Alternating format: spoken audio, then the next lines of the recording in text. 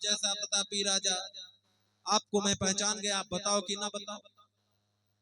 लगा बड़ाई कर। अब जब सारा पता बता दिया तो प्रताप भानु को भरोसा हो गया, हाँ महाराज इन्हें तो सब पता है मैं इस राज्य का राजा हूं, ऐसा ऐसा। अब तो और भक्ति बढ़ी, चरणों में गिर पड़ा। महाराज एक बात बताओ, मेरी हानि कहां से होगी, लाभ कहां से होगा, ये बताओ। उसने कहा महाराज आपको इस संसार में कोई नहीं जीत सकता, लेकिन आपके पास एक ही समस्या है। क्या? बोले पंडित जी लोगों से थोड़ा सावधान रहे, क्योंकि पंडित जी लोग अगर आपको शाप दे बैठे तो आपको इस संसार में कोई नहीं बचा पाएगा। अब इसने इतनी मीठी मीठी चिकनी चुपड़ी बातें करी, सो प्रताप भानु मोहित हो गए। प्रताप भानु ने कहा क्या करें? बोले 1,00,000 ब्राह्मणों को नित्य भोजन करें। देखिए, एक सामान्य व्यक्ति को भोजन कराना और एक सम्मानित व्यक्ति को भोजन कराना, दोनों में अंतर होता है। बिटिया का जब विवाह होता है तो बारात को भोजन कराने में ज्यादा चिंता होती।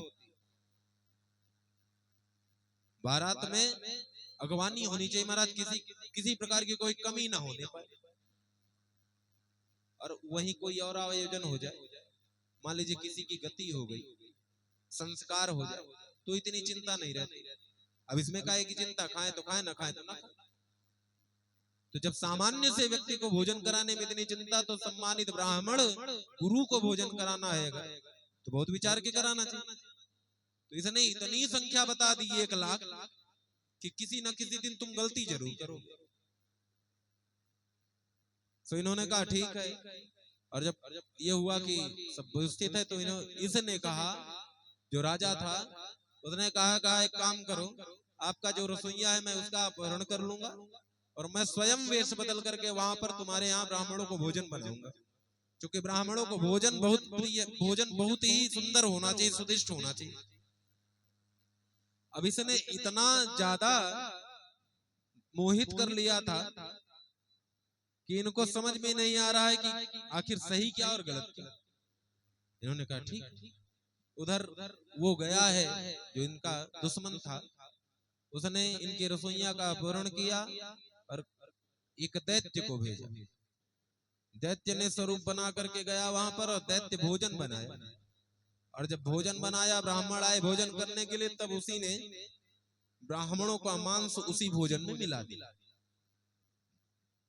और भोजन में मांस मिलाया, मांस मिला करके जब ब्राह्मणों को बुलाया गया, ब्राह्मण पहुंचे, ब्राह्मण भोग लगाने के लिए जो ही बैठे, सो ही आकाशवाणी हो गई, अरे ब्राह्मणों ये भोजन आपके लायक नहीं है, इस राजा ने आप लोगों का धर्म भ्रष्ट करने के लिए इसने मांस मिला रखा।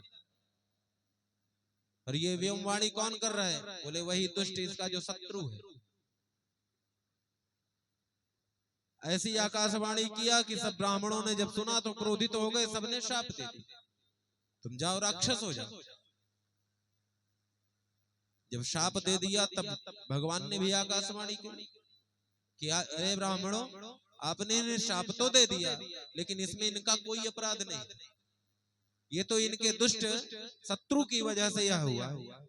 अब राजा दौड़ करके गया, देखा, राजा को भी समझ में नहीं आ रहा था कि हुआ क्या। जब देखा, समझ में सारी बातें आ गई, दौड़ करके ब्राह्मणों से क्षमा मांगी। ब्राह्मणों ने कहा भैया अब कुछ तो नहीं हो सकता, अब ये है कि ठाकुर जी कोई कृपा करे तो आपका कल्याण हो। तो वही प्रताप भानु जब रामावतार हुआ तो रावण बने, त्रेता में रावण बना। और इसका एक छोटा भाई है अरिमर्दन, वो बना कुंभकर्ण। सचिव जो रहा धर्म रुचि जासु, उभय विमात्र बंध लघुतासु। जो धर्म रुचि नाम के इनके महामंत्री थे, वही बन के आगे चल के बने विभीषण। रावण, कुंभकर्ण और विभीषण, पूरे परिवार को ही राक्षस बना दिया। शिव जी कहते हैं एक कारण ये भी है भगवान के अवतार का। इधर समय बीता है, ये जो मनु शतरूपा तपस्या किए थे, यही आकर के सूर्यवंश में दशरथ बने और कौशल्या बने हैं। एक दिन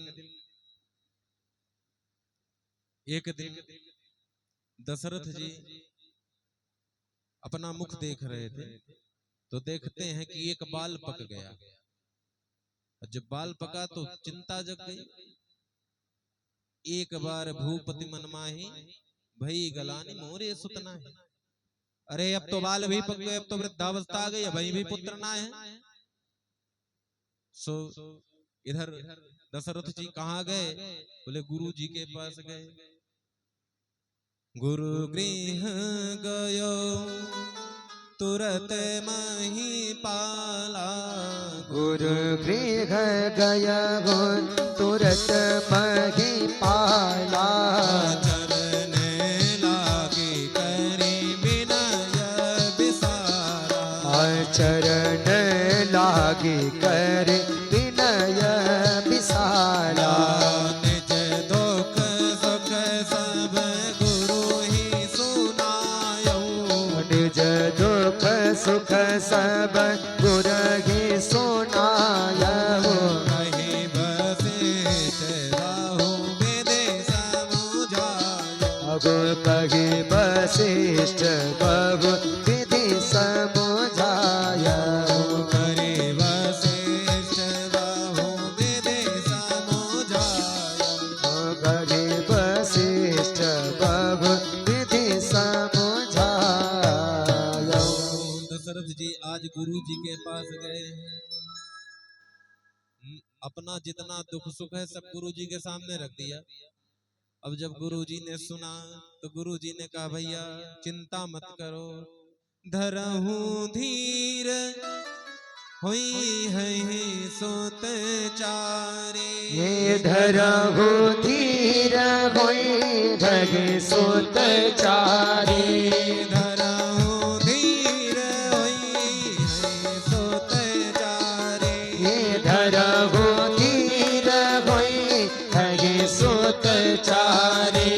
त्रिभुवन विदित भगत भय आए। त्रिभुवन विदित भगत भय हारी। त्रिभुवन महिमान भगत भय हारी।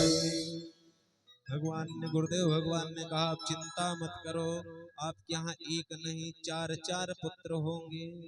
अत्रिभुवन विदित भगत भय हारी।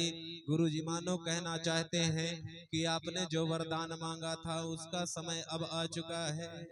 और इधर भगवान बैठे हैं। आज देवता भी भगवान के पास गए, सरकार अब तो आपको अयोध्या जाना पड़ेगा। राम जी भी प्रतीक्षा कर रहे थे, वो घड़ी आ गई है। राम जी भी प्रसन्न हो गए, भगवान भी बोले आप लोग भी चल चल करके वहां अयोध्या में प्रकट हो जाओ। राम जी ने सभी देवांगनाओं देवताओं को आदेश दिया चल करके उसी अवध भूमि में प्रकट हो जाओ, हम कुछ दिन बाद वहीं पर बाल लीलाएं करेंगे। आज उसी अयोध्या में भगवान का अवतार जहां होना है वहां पर बड़े बड़े देवता ऋषि मुनि गंधर्व सब मानव का रूप ले लेकर के प्रकट हो रहे हैं। बोले अयोध्या धाम की जय हो। आज भगवान पूरे धाम को, आज अयोध्या को अपना धाम बना दिया है। इधर गुरुजी को जब गुरुजी ने कहा चिंता मत करो, चार चार बेटे होंगे लेकिन एक ही समस्या है। क्यों? क्योंकि तुम्हारे यहाँ बिना दवाई के पुत्र नहीं होते। दवा क्या है? बोले दवाई क्या है?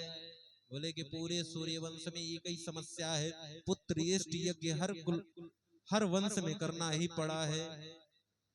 पुत्रेष्ट यज्ञ के बिना सूर्यवंश में कोई पुत्र नहीं हुआ, तो आपको भी पुत्रेष्ट यज्ञ करना पड़ेगा। तो गुरुजी ने क्या किया? बोले श्रृंगेर से वशिष्ठ बोलाई। श्रृंगेर से वशिष्ठ बोलाई। श्रृंगेर से वशिष्ठ बोलावा। श्रृंगेर से वशिष्ठ बोलावा।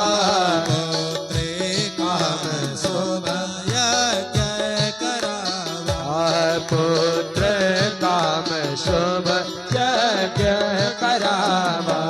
पुत्र का शुभ यज्ञ करावा। गुरु जी ने देखा देखा कि अब हमारा चेला परेशान है तो क्या किया जाए। बोले श्रृंगी ऋषि को बुलाया गया पुत्रेष्टि यज्ञ के लिए। यज्ञ हुई, आप लोग भी यज्ञ करा रहे हैं। 1 महीना से महाराज जी विराजमान हैं, उसके पहले से यहाँ का बना होगा प्रारूप की यज्ञ होना है। 4-6 महीना पहले से बात हुई होगी कि यज्ञ होना है।